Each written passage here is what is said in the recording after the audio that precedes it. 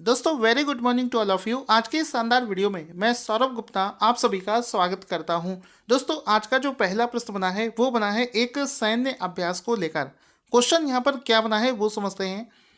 नवंबर 3 से लेकर 5 के बीच में अंडमान और निकोबार कमान ने किस द्वीप पर यानी कि आइलैंड पर बुल स्ट्राइक नाम से एक सैन्य अभ्यास आयोजित किया है? तो आंसर हो जाएगा Teresa island. Option number A इसका राइट आंसर हो जाएगा कि हाल ही में ये जो टेरेसा आइलैंड, तो हाल ही में टेरेसा आइलैंड पर बुल स्ट्राइक नाम से एक सैन्य अभ्यास आयोजित किया गया है, जिसको नवंबर 3 से 5 के बीच में अंडमान निकोबार कमान ने आयोजित किया है। तो ऑप्शन नंबर ए इसका राइट आंसर हो जाएगा। इसमें अगर आपसे ये पूछा जाए कि इस सैन्य अभ्यास को किसके द्वारा आयोजित किया गया था, तो इसको अंडमान और निकोबार कमान के द्वारा इसको आयोजित किया गया था, ये आपको याद रखना है। साथ ही साथ में इसका एक फ़ोटो अगर आपको दिखा दूंगा तो आपको अच्छे से तैयार हो जाएगा। अब इसमें देखो, इसका आप फोटो देख सकते हैं। इसमें देखो लिखा है इंडियाज थिएटर कमांड, जिसका नाम है ANC, carries out joint services exercise, जिसका नाम है बुल स्ट्राइक। तो ये आप देख सकते हैं उसके कुछ वीडियो यहाँ पर फोटोज़ जो कि उस एक्सरसाइज का पार्ट रहे हैं। अब यहाँ पर आपको समझना है, चूंकि इसको अंडमान एंड निकोबार कमांड, इसको AMC के नाम से जाना जाता है, ANC के नाम से जानते हैं, इसने इसको आयोजित किया है।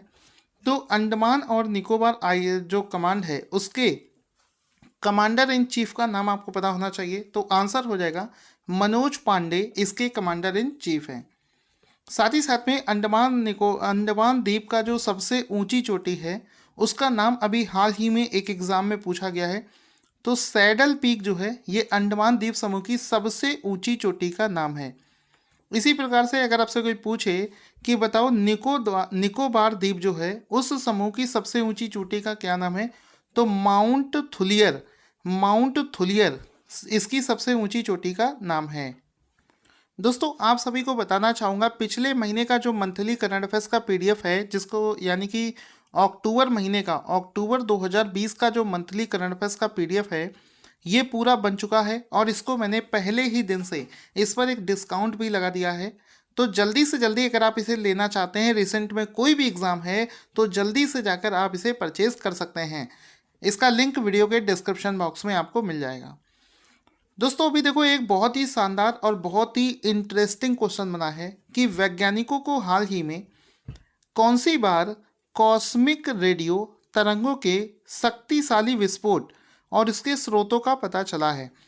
तो दोस्तों यहाँ पर आंसर हो जाएगा कि पहली बार ऐसा हुआ है कि हमारी जो गैलेक्सी है, जिसको मिल्की वे गैलेक्सी के नाम से जानते हैं, उसमें पहली बार एक नए तरीके के सिग्नल मिले हैं जो कि इससे पहले हमारी गैलेक्सी में कभी भी नहीं मिले थे।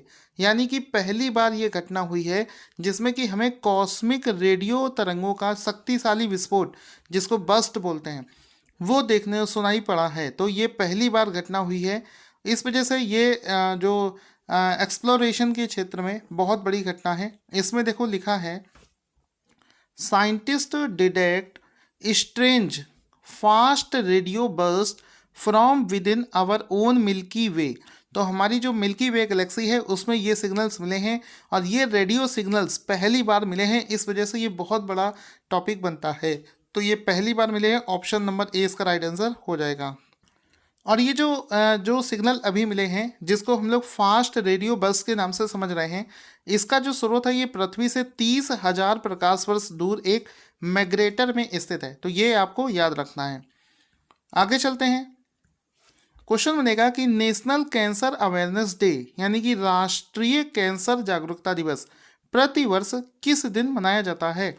तो आंसर हो जाएगा ऑप्शन नंबर C, यानी कि हर साल प्रतिवर्ष 7th ऑफ नवंबर को नेशनल कैंसर अवेयरनेस डे यानी कि राष्ट्रीय कैंसर जागरूकता दिवस मनाया जाता है। ऑप्शन नंबर C इसका राइट आंसर हो जाएगा। इसमें आप देख सकते हैं नेशनल कैंसर अवेयरनेस डे जो कि हर साल 7th ऑफ नवंबर को मनाया जाता है। ऑप्शन नंबर C इसका राइट आंसर हो जाएगा।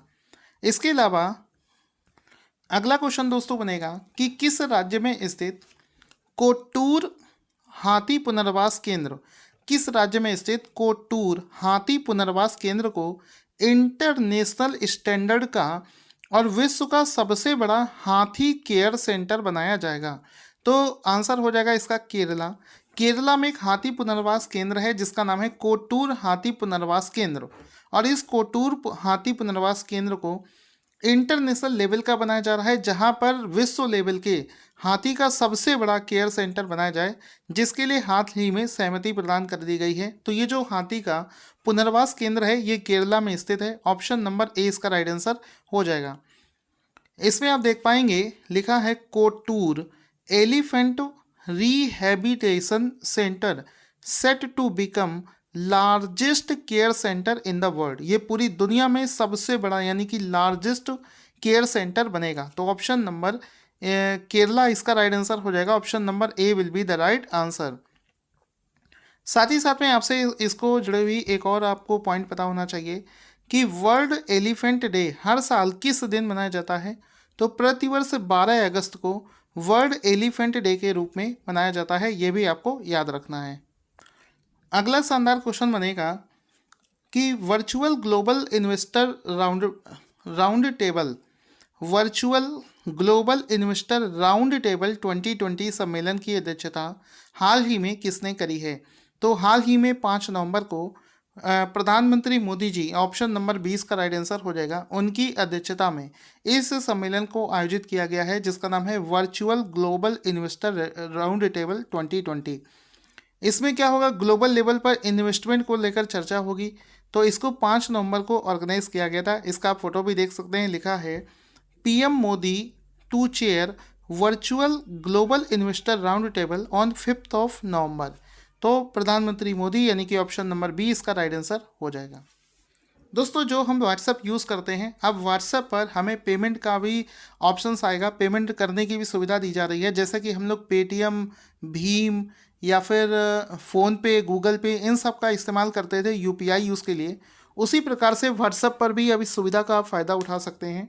इसमें देखो क्या बनेगा कि नवंबर 2020 में व्हाट्सएप ने भारत में अपने यूनिफाइड पेमेंट नेट इंटरफेस यानी कि यूपीआई ठीक है, यूपीआई आधारित भुगतान सेवाओं के लिए कितने बैंकों के साथ में साझेदारी की है? तो आंसर यहाँ पर हो जाएगा कि हाल ही में पेटीएम ने व्हाट्सएप ने इसके लिए 5 बैंकों के साथ में साझेदारी करी है। तो इस क्वेश्चन का आंसर चेंज हो जाएगा टाइम के हिसाब से, जैसे कि हो सकता है जनवरी के आसपास में ये मोर नंबर ऑफ बैंक्स को इंक्लूड कर ले। इसी वजह से इस क्वेश्चन में मैंने नवंबर 2020 ऐड कर दिया है। यानी कि जब व्हाट्सएप ने भारत में यूपीआई सर्विसेज को लॉन्च किया है तो उसने 5 बैंकों के साथ में साझेदारी की इस सुविधा को लॉन्च किया है। तो ऑप्शन नंबर ए इसका राइट आंसर हो जाएगा। इसमें लिखा है व्हाट्सएप पे नाउ लाइव इन इंडिया, यानी कि भारत में व्हाट्सएप पे की सुविधाएं शुरू हो चुकी हैं। Link 5 bank account to use services, और व्हाट्सएप के माध्यम से अगर आप पैसे भेजना और रिसीव करना चाहते हैं तो अगर ये जो 5 बैंक हैं इनके ही लोग इस सुविधा का फ़ायदा उठा सकते हैं। तो ये 5 बैंकों के साथ में इसने इसकी शुरुआत करी है। तो इसमें आप देख सकते हैं कौन कौन सी बैंक है। State bank of India, HDFC bank, ICICI bank, axis bank और जियो पेमेंट्स बैंक, ये सभी वो 5 बैंकें हैं जिन्होंने ऐसी सुविधाओं को हाल ही में शुरू किया है। अगला क्वेश्चन दोस्तों बनेगा, हाल ही में जेसी डैनियल पुरस्कार जेसी डैनियल अवार्ड 2019 किसे प्रदान किया गया है? तो आंसर हो जाएगा हाल ही में हरिहरन को। हरिहरन हाल ही में हरिहरन को जेसी डैनियल अवार्ड 2019 से सम्मानित किया गया है। तो ऑप्शन नंबर ए इसका राइट आंसर हो जाएगा। इसमें देखो लिखा है कि Hariharan bags JC Daniel award for lifetime contributions to Malayalam cinema. तो मलयालम सिनेमा में लाइफ टाइम कंट्रीब्यूशन के लिए जेसी डैनियल अवार्ड जो है हरिहरन को प्रदान किया गया है।